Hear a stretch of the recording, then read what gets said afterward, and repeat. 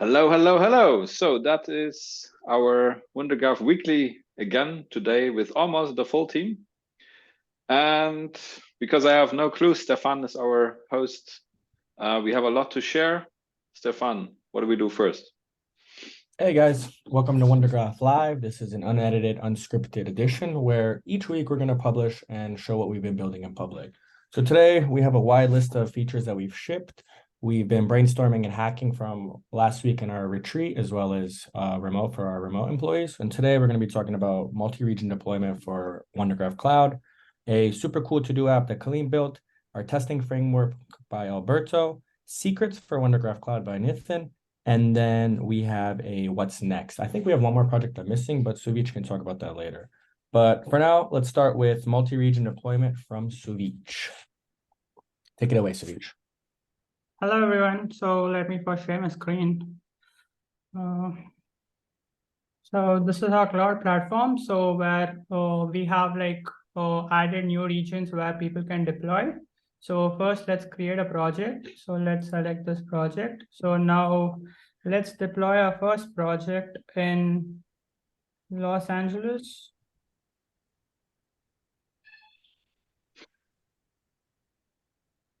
Just use a dash. Dash. Lowercase. So at least the validation is working, so that's Yeah, great. that's the input validation.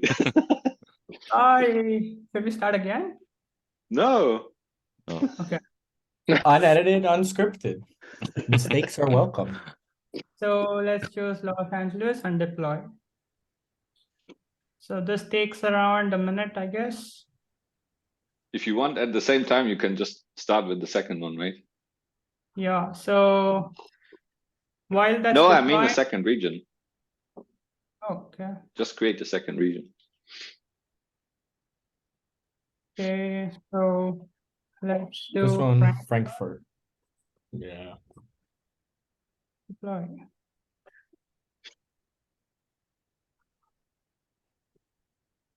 And how long does it usually take, Suvich? Both of them take around 1 minute 20 seconds. Okay, brilliant. Can you go back to create a new one? Just so we see the wizard. So select a project. And how many regions do we currently have if you select region? We have 6 different regions right now. So Okay. it covers the entire globe. So we have from US, German, India, Japan, and Australia. Yeah. And I think we have plans to yeah. In theory, we could very quickly add, I think, around 20 something regions, but we just wanted to start with 6 to keep it a bit smaller, just for testing purposes in the alpha, and then later on, I think we will add more regions quickly. Yeah, so now this is alive. Let's go to LA. So it takes a while to initialize the project.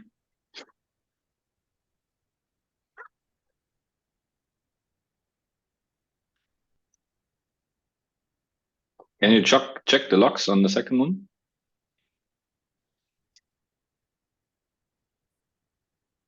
Okay, it's also deployed already, right? Yep. Looks very clean. I love it. I personally like the flex. It's a cool little detail. Okay, I guess the DNS, especially in India, it might take, I don't know, 1-2 minutes. What's the second feature you wanted to show? So the second one is about create-wundergraph-app. So let's create a Next.js starter application with create-wundergraph-app.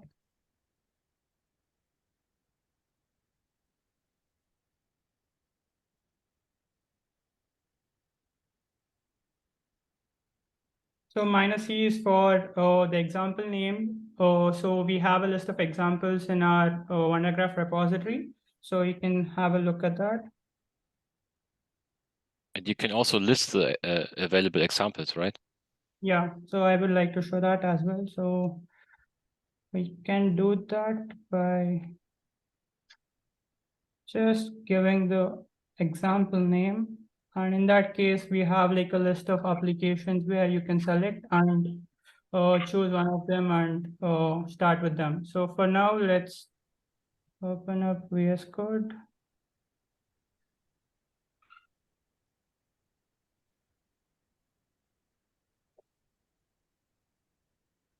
So we have a Next.js project here. So for us to run this, we first have to install all the dependencies.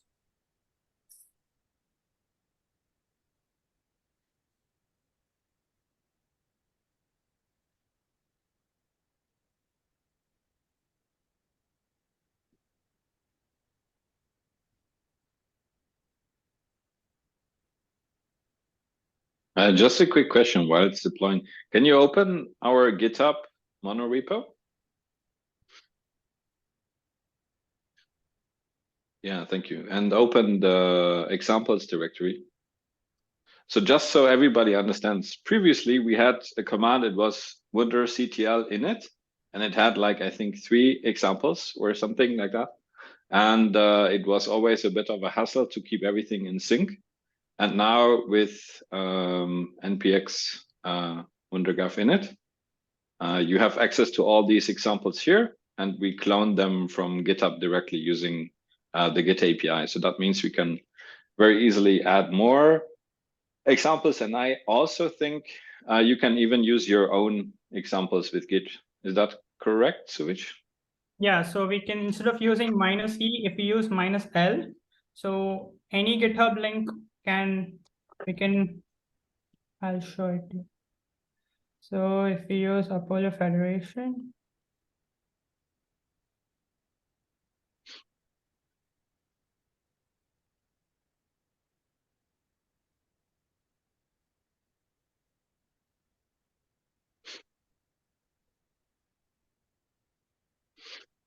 so using that link, it basically clones the same app. Okay. Cool.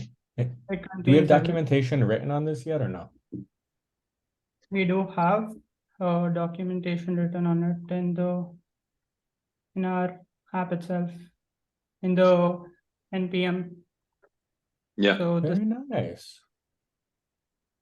Okay. so now we Great have job. a Next.js application ready. So this is a base Next.js application where we are doing a query from a GraphQL endpoint and presenting it, and that's all.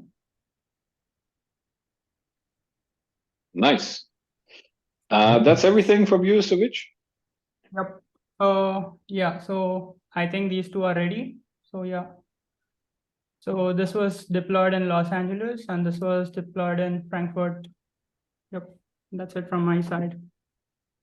Thank you. Wunderbar. Very Great nice, stuff. very nice. All right, cool. Up next, Khalid, you want to share your to-do app? Just kind of walk us through the process of it, why you created it, your experience with it.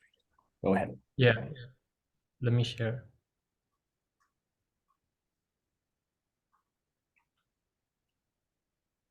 Hi, so we have a new app here on, it's not deployed yet, but soon you will, if you go to docs.wundergraph.com, docs examples, then you will see this app that I'm going to show. Then you can just follow this. Let's see the app. So this is a very simple to do app. The main thing this has is that you can reorder items, and this looks pretty cool. Another important thing this uses, I will show you in the code, is optimistic updates. So if I explain what optimistic update is, let's say I update this and for some reason this operation fails, this will automatically revert to the previous. And also if I add an item, it will be added instantly. It will not wait for all the items to refetch. So this app shows that. What I use, this uses Postgres, and we introspect that with WunderGraph. So you need to have a Docker running, and you can see this Docker is running, and this introspect as a database. And if I show the basic schema that we use is a simple to-do app with an order. So the way it works is If I change the order, each item has an order. So we just making sure that we only update the order that is needed. One more cool thing is how we are performing the operations. This is, I think, a good practice, I would say, for WunderGraph. All the critical operation that we have, for example, creating to do and updating the sequence, all the business logic that we would say is very critical is happening on server. So if I open wundergraph.server.ts, then for instance, if I show it like this, when we create a to do on the server, we generate an order. So it's not manipulated on the client. So that's just a point that you can use. If you are using server logic, you can use the pre-mutation resolver. So this will execute before the query is executed. Other than that, if you have other logic, if you want to fetch to-dos, or if you want to delete all of that, you also have mutation. So if I say, yeah, this one, for example, this is what I was talking about, the optimistic part. Let's say you are executing this query and this query updates the status for it to mark it as complete.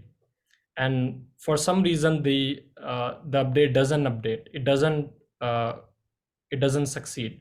So it will automatically revert back. Same case, if you delete it, and let's say I delete it and the delete didn't happen, so it will automatically revert it. The way you do it is that here, if you see, we have an operation. We're trying to complete the to-do, and this take as for all the optimistic part.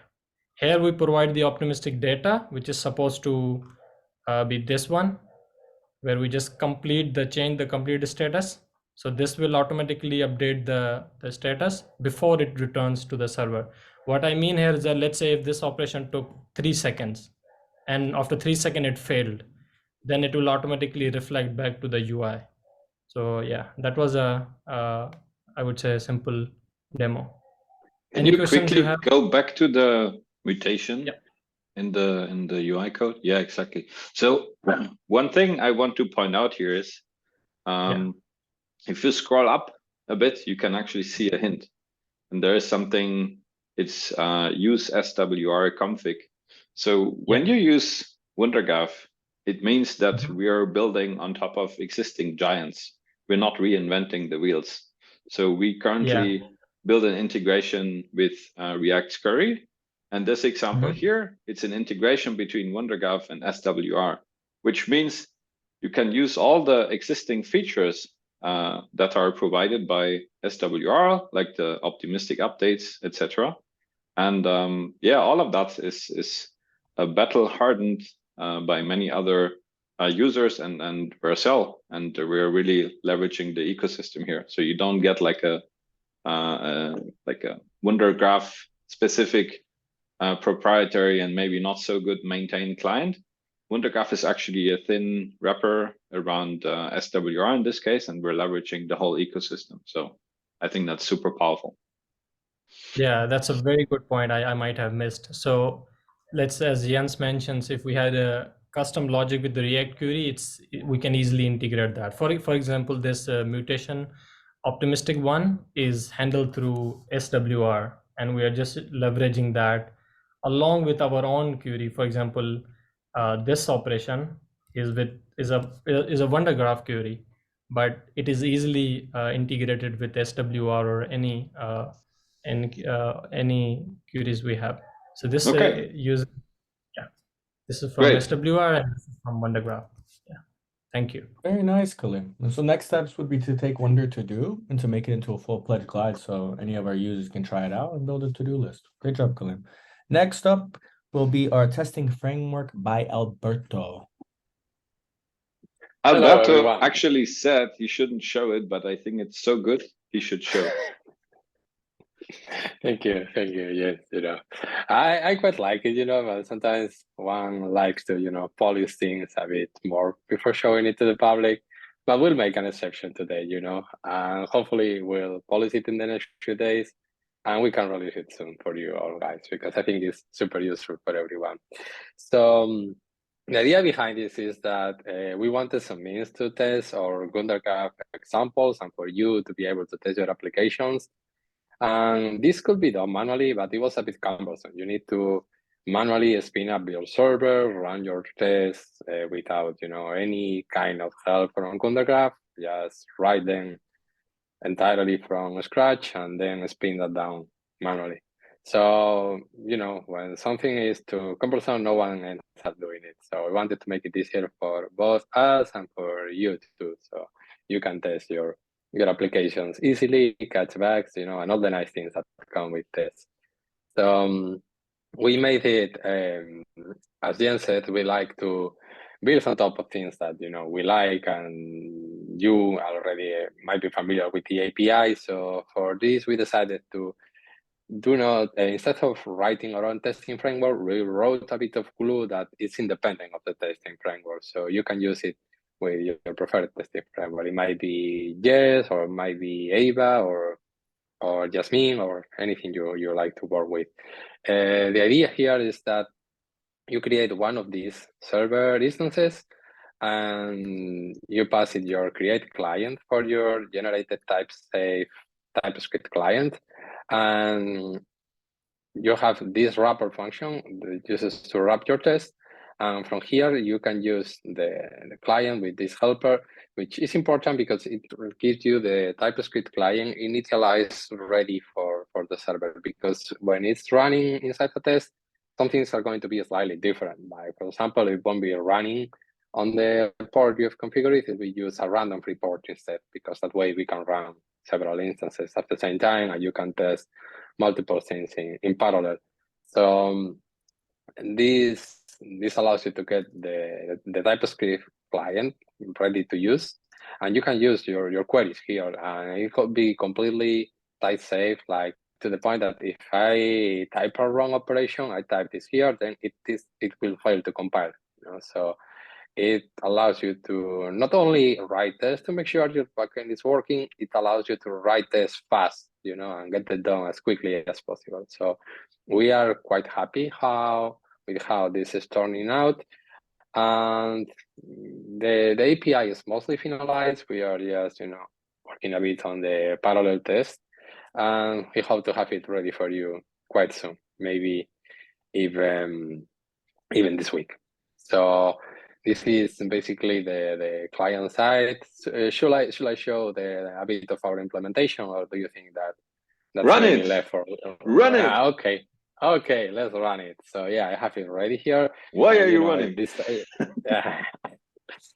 this is in Jest, and yes, it's quite straightforward. You you can run your test like you are used to. You didn't need to learn anything new. We just give you a bunch of tools so you can do the things you already know how to do, but in the most efficient, easy, and pleasant way. So quite excited about this. Very nice, Alberto. And you said we might be able to finish it up this week? Yeah, I think we'll have it already this week. Maybe not all the documentation. Yeah, don't overpromise, but we did have a couple users asking. I'm under promising. By saying it's going to be this week. Okay, perfect. So you guys heard that it'll be ready in 2 weeks. That's it.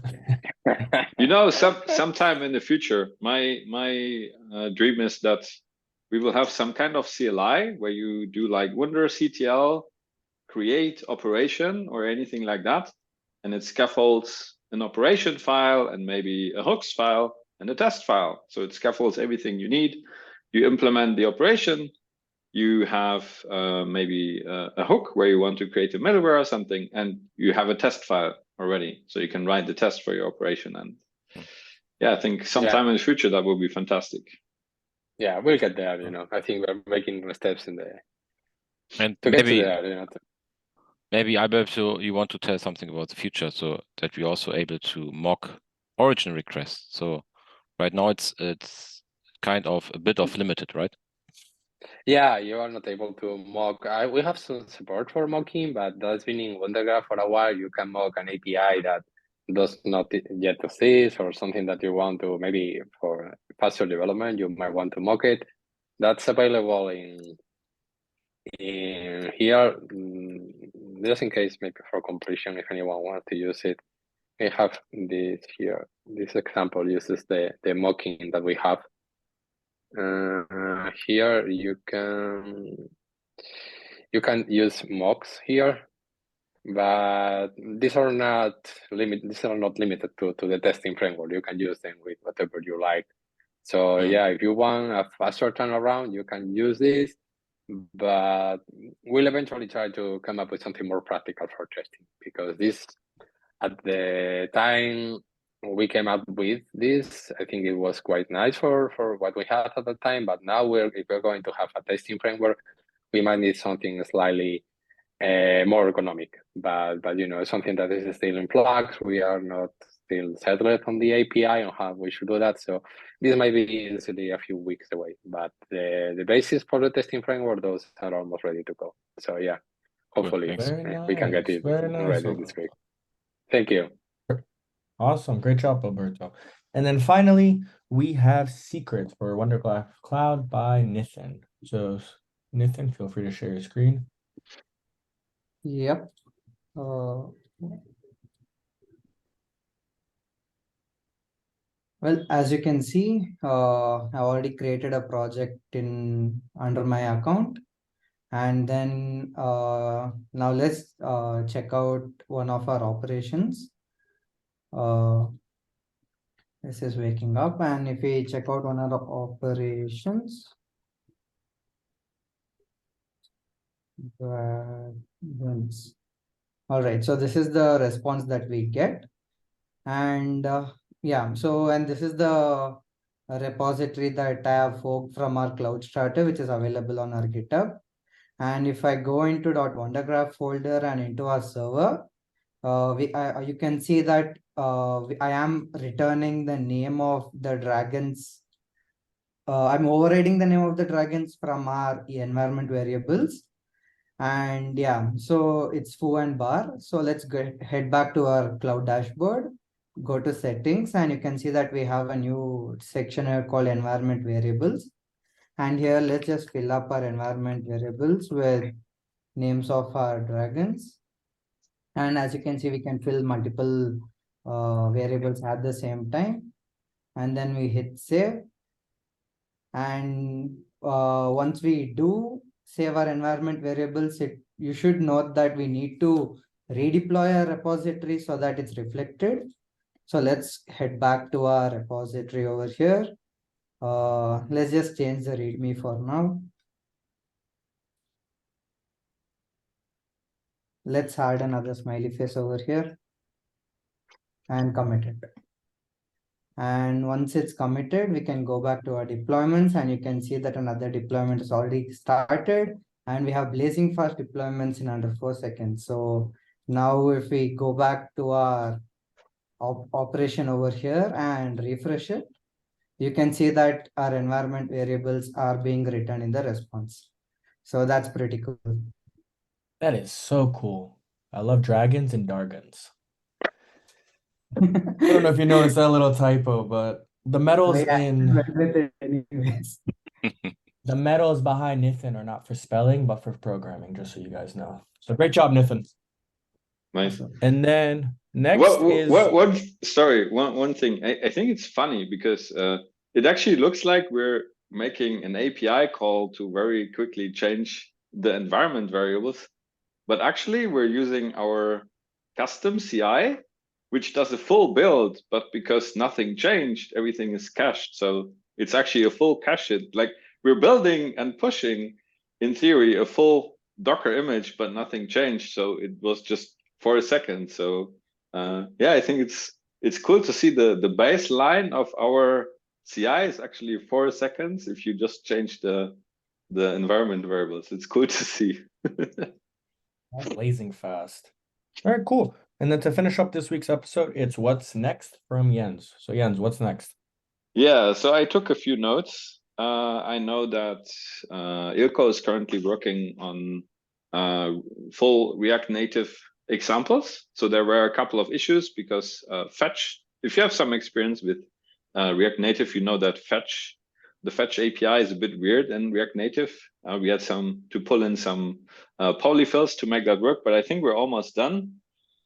Then we currently work on supporting monorepos and private repos. So during our Cloud Alpha, one of the most requested features very early on was to support monorepos. I think we're currently looking at adding support for turbo repo. That's what we do.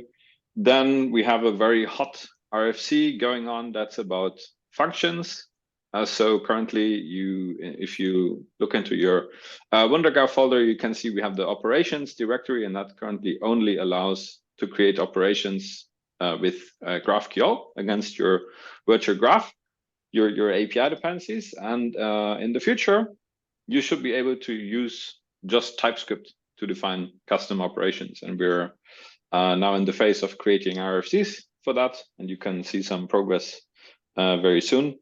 Last item, we started with an integration for SWR. So as you might know, like our main focus is to build the best possible API layer for Next.js. And so we started supporting SWR. And for next week, we will also have our React query integration ready. The API is very similar to SWR. But yeah, for those who are more familiar or who just like to use React Query more, I think SWR and React Query are both like very, very good fetch and state management libraries for the UI. So whatever is your style, we will integrate with that. And I think that's it for this week. Making great progress here. And yeah, excited to come back next Tuesday. Very nice. Awesome. So awesome. So this was our week WunderGraph. Just like Gen said, next week we'll have another episode. If you guys like it, that it's unedited, unscripted, let us know in the comments. And one update from us is also on Thursdays, we'll be doing a building WunderGraph video log session, which will be mostly me and Bjorn, where we talk about the non-tech stuff, which is, marketing, building the startup, going through financing, things like that. So let us know below if you guys are interested in that as well. And looking forward to seeing you guys next Tuesday. Awesome. See you next week. Ciao, ciao. Thank you.